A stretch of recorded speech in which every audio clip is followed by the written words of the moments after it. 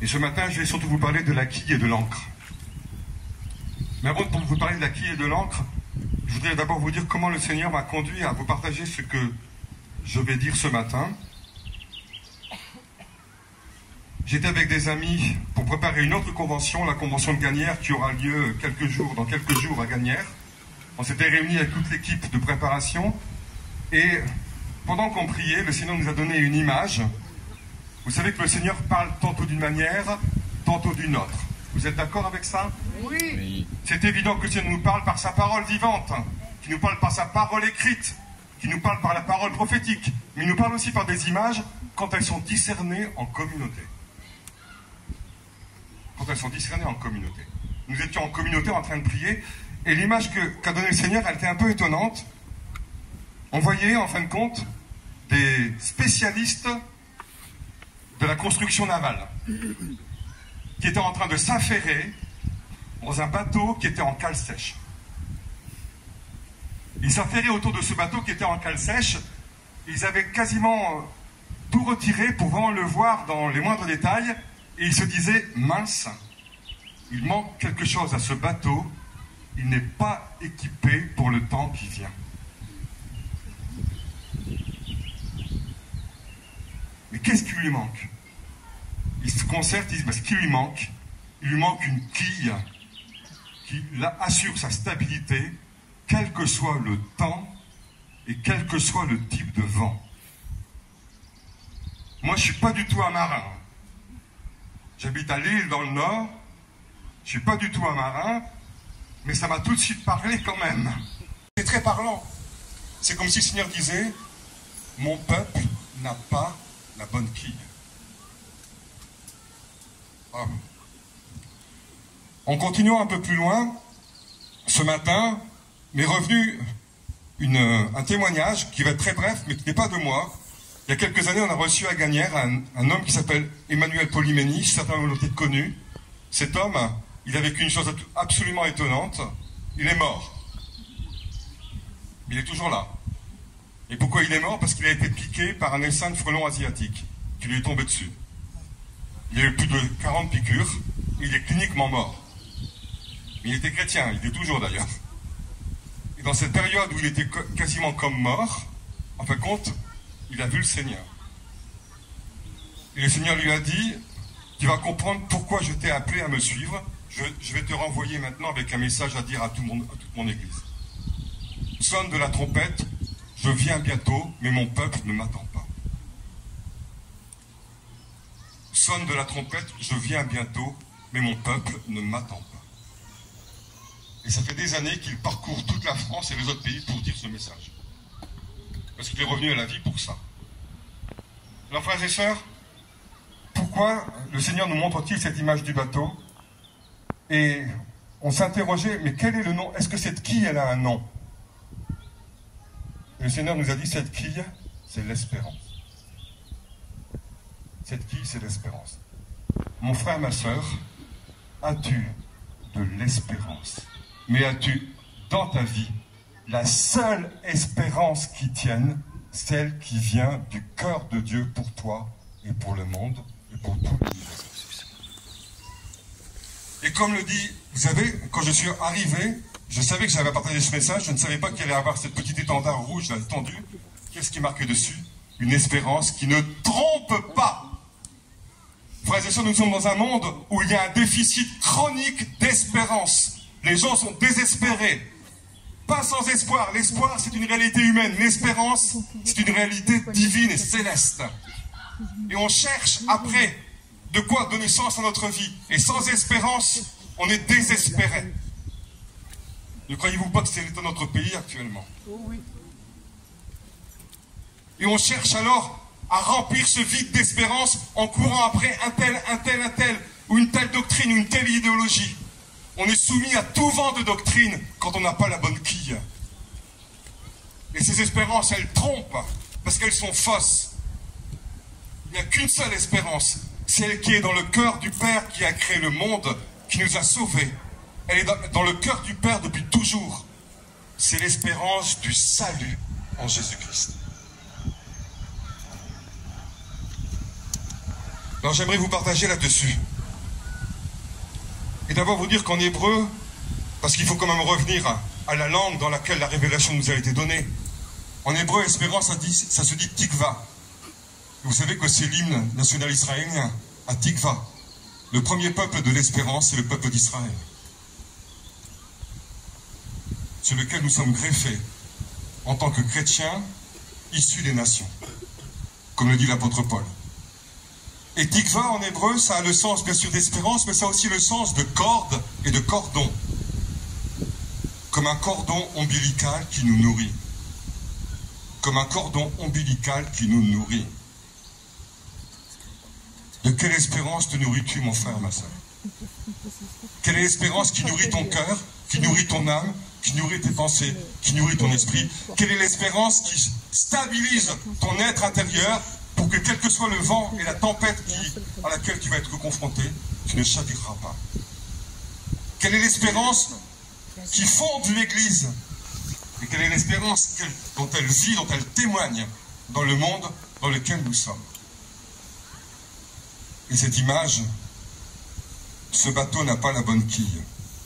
Alors frères et sœurs, j'aimerais avec vous ce matin prendre plus un temps d'enseignement et d'exhortation. Julie m'a dit que j'avais juste le temps, donc je vais prendre juste le temps pour vous partager ce que j'ai à cœur. Comme je suis un enseignant, j'ai préparé un bon cours en plusieurs parties, mais je vais aussi me laisser guider par l'Esprit Saint, qui a reçu cette espérance dans le cœur et elle ne m'a jamais quitté. J'aimerais juste vous témoigner en quelques mots. Vous voyez, les feuilles s'envolent, donc ça c'est très bien, ça veut dire que je dois me laisser guider. Voilà. Voilà, vous voyez. C'est pas un souci.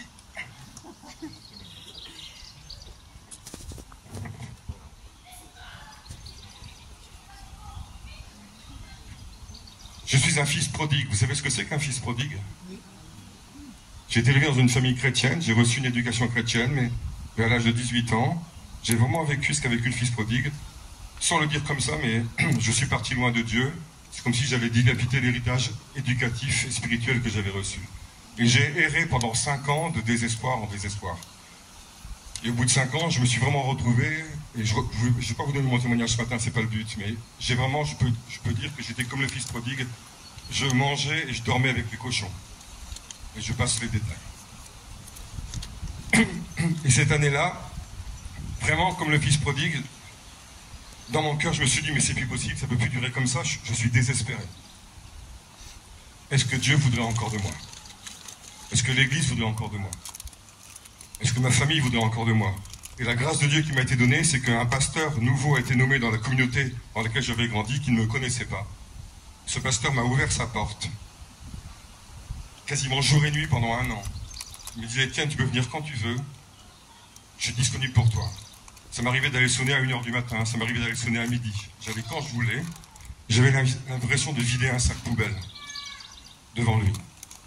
Et chaque fois que je vidais quelque chose, il priait pour moi, il m'annonçait le pardon de Dieu. Et au bout d'1 an, j'ai repris, non pas espoir, j'ai repris espérance. J'ai compris ce que signifiait le mot être sauvé. Parce que, frères et sœurs, l'espérance que l'Esprit Saint met dans nos cœurs, c'est l'espérance du salut. Vous savez que dans la Bible, sauver, là c'est en grec, salut, ça a 2 sens. Ça veut à la fois dire sauver et ça veut à la fois dire guérir. Vous saviez ça? C'est pour ça que pour nos frères orientaux, chrétiens orientaux, Jésus est le divin médecin qui vient nous guérir du péché et de la mort. La plus grande des maladies, c'est la mort. Amen. Amen. Jésus nous sauve et nous guérit. Amen. Et le salut, c'est être guéri du péché, être sauvé du péché. Et le mot péché, en hébreu, sa signification première. Vous savez, je suis prof, j'aime bien revenir à l'étymologie. Il ne faut pas se tromper. Le mot péché, en hébreu, c'est un terme militaire. Vous savez ce que ça veut dire? Rater la cible. Rater sa cible. Péché, c'est passer à côté de sa vie. Péché, c'est passer à côté de ta destinée. Péché, c'est passer à côté de ce que Dieu a prévu pour toi de toute éternité. Pécher, c'est rater ta vie. C'est passer à côté. C'est ça le péché. Et bien sûr, ce qui nous conduit à rater notre vie, c'est tous les actes, toutes les situations et tous les choix qui ne sont pas conformes à la volonté de Dieu pour nous. Est-ce que vous savez, tous et toutes, comme moi je l'ai compris, que nous sommes tous des filles et des filles de destinée? Que Dieu nous a aimés de toute éternité, qu'il a voulu que nous existions, que nous sommes l'objet d'un désir éternel, d'un Père qui voulait que nous existions, et qui a pour chacun d'entre nous un projet de vie, de paix et non de malheur. Nous ne sommes pas des enfants du hasard et de la nécessité. Nous sommes le fruit d'un amour éternel qui désirait que nous existions. Et qui a pour nous, comme le dit sa parole de Dieu, j'ai pour vous des projets de paix et non de malheur, afin de vous donner, dit le prophète Jérémie, un avenir et une espérance. Sans avenir et sans espérance, tu erres dans le monde, hors de ta vie, à côté de la cible, parce que tu n'as pas compris pourquoi tu existes et le sens de ta vie.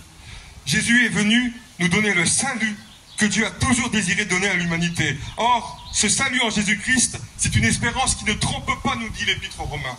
Elle ne déçoit pas, elle ne décevra jamais, et c'est l'Esprit Saint qui la déverse en nos cœurs. Mon frère, ma soeur, le monde a besoin d'une église qui espère.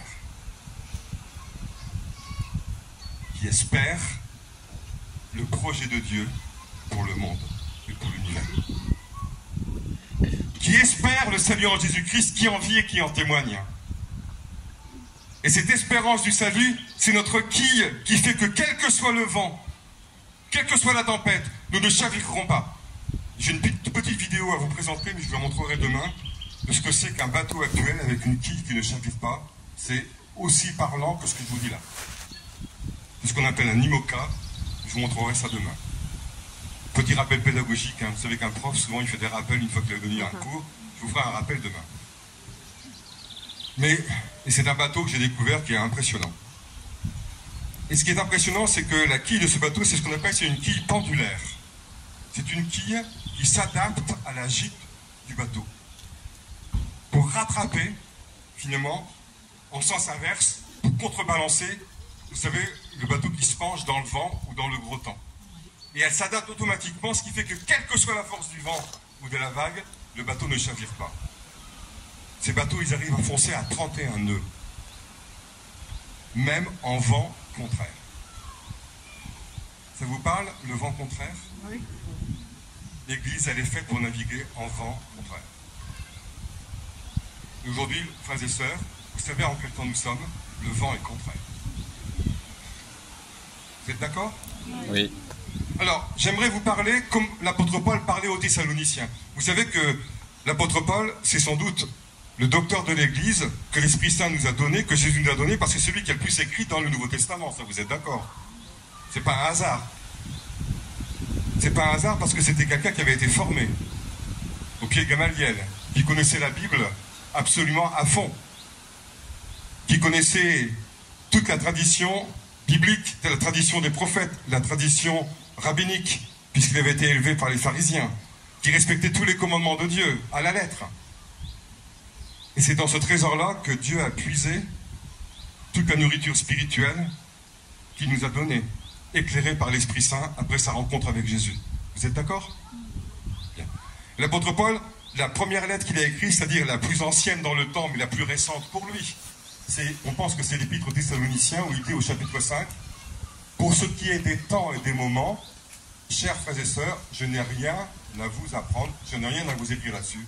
Vous savez en quel temps nous sommes. »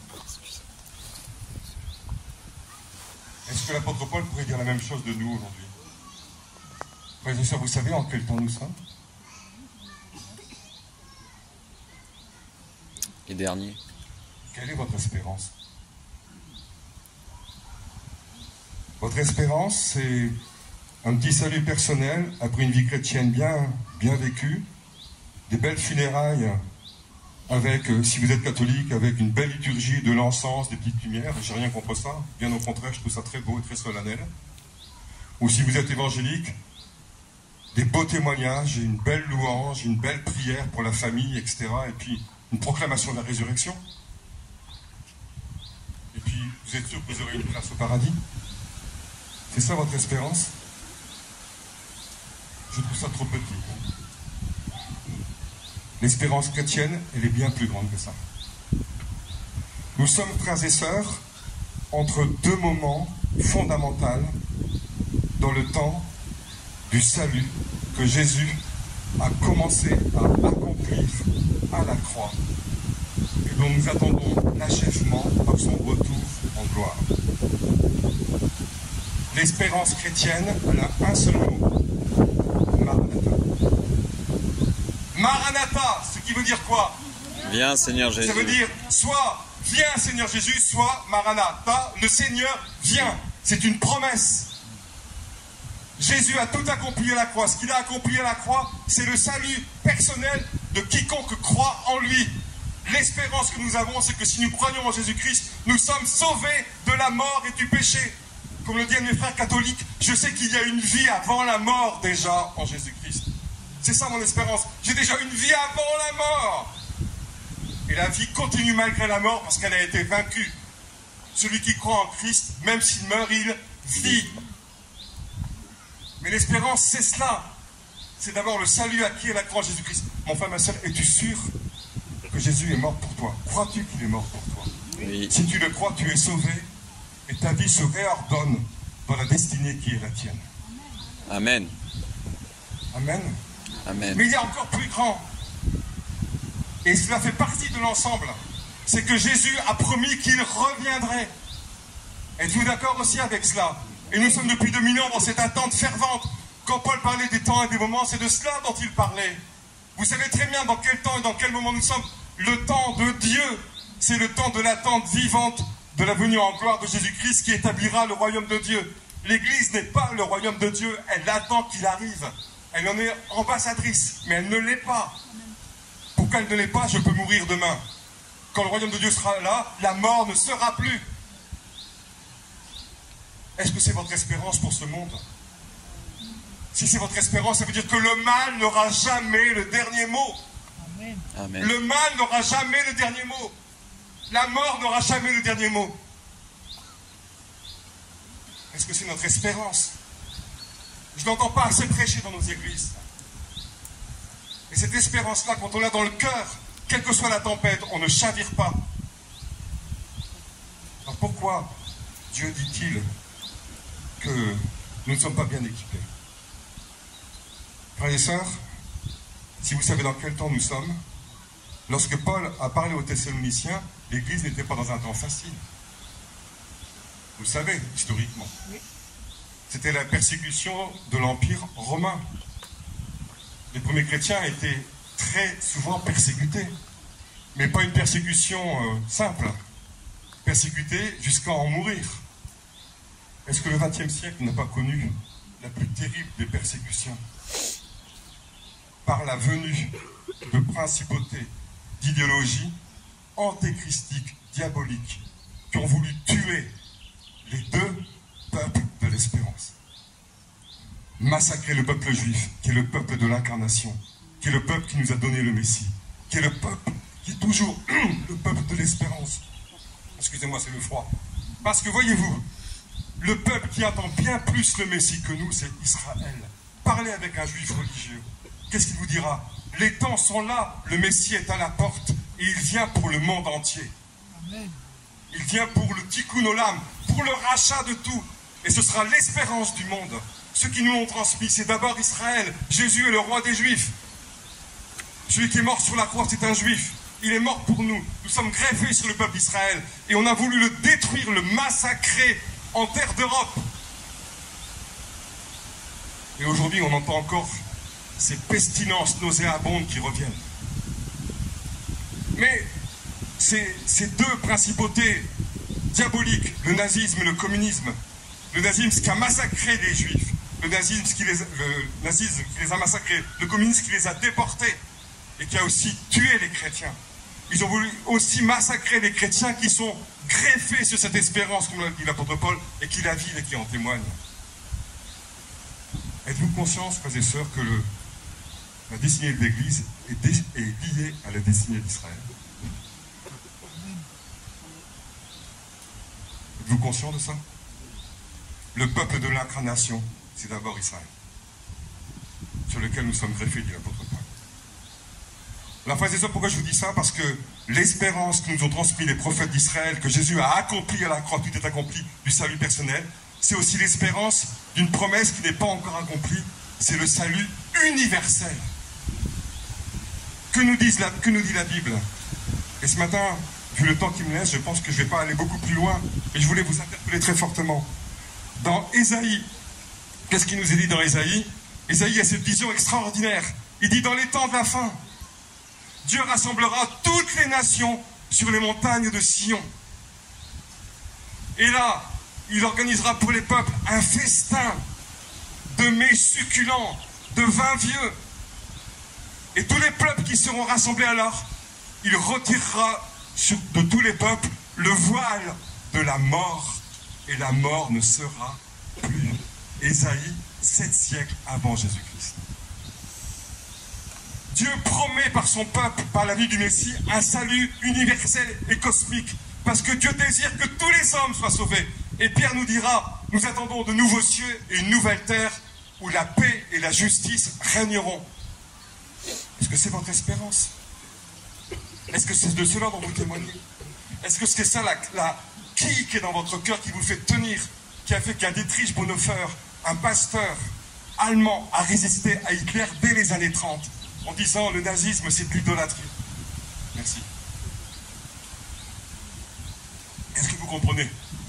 Il en est mort dans les prisons, tué par Hitler quelques mois avant la libération. Parce qu'il a résisté jusqu'au bout contre Hitler, en disant c'est une idolâtrie, c'est antéchristique. Est-ce que c'est pas cette qui a aussi donné à Maximilien Kolbe, ce franciscain, qui est mort en camp de déportation à la place d'un autre, déporté aussi par le nazisme?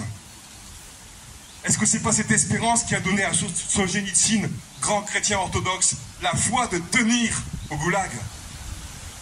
Frères et sœurs, cette espérance du salut personnel et universel est déversée en nos cœurs par le Saint-Esprit. Pourquoi Dieu a donné ce réveil charismatique au début du XXe siècle? Parce qu'il savait ce qui attendait le monde. Le déchaînement de l'Antéchrist. Il ne faut pas être naïf, frères et sœurs. Comment a commencé le XXe siècle? Par un génocide, le massacre des Arméniens, des Assyro-Chaldéens, par les musulmans fanatiques turcs. 2 500 000 morts. J'ai fait le mariage il y a 2 semaines d'un couple pentecôtiste et assyro-chaldéen, une famille turque qui a dû fuir la Turquie et qui est arrivée en France il y a 30 ans. Parce qu'ils étaient chrétiens, il n'y avait aucun avenir pour les chrétiens turcs. Et une partie de leur famille a été massacrée au début du XXe siècle. Ils savent ce que c'est que la grande persécution. Et puis après, la persécution, vous savez, ce qu'a dit Hitler dans les années 30, il a dit les chrétiens et le monde n'a rien dit pour les Arméniens, ils diront rien pour les Juifs. C'était les Allemands qui dominaient la Turquie à cette époque-là. Est-ce que vous comprenez en quel temps nous sommes? Puis est arrivée alors la guerre 14. La guerre 14, c'est la mort de la chrétienté en 14. Dans les tranchées, il y avait les Allemands, il y avait les Français. Les Français bénissaient les canons français, les Allemands bénissaient les canons allemands. C'est quoi cette idolâtrie de la technologie et de la machine pour massacrer les chrétiens? La chrétienté s'est déchirée à ce moment-là. Les églises ont commencé à se vider après la guerre 14. Ça ne m'étonne pas, il n'y avait plus d'hommes et il n'y avait plus d'espérance. Est-ce que vous comprenez en quel temps nous sommes? Et bien, après est arrivée la guerre 40. L'horreur absolue. La vision d'Ézéchiel avec la renaissance d'Israël. Crois-tu que ces massacrés peuvent revivre? Vous savez les ossements déchaussés que voit le prophète dans la vallée d'Israël. Le vrai terme, c'est pas crois-tu que ces ossements, c'est crois-tu que ces massacrés peuvent revivre? Ézéchiel a dit, tu le sais Seigneur, l'Esprit Saint est venu. Il se lève.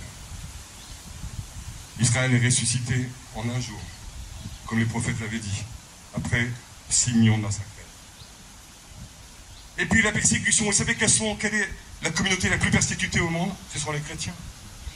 Dans les pays musulmans, dans les pays bouddhistes, dans les pays hindouistes, et d'une certaine manière aussi dans les pays occidentaux. En quel temps nous sommes? Nous sommes dans le temps où cette parole elle est terrible. Jésus dit, j'ai vu Satan tomber du ciel comme un éclair. Où est-ce qu'il est tombé? S'il n'est plus dans le ciel, sur terre.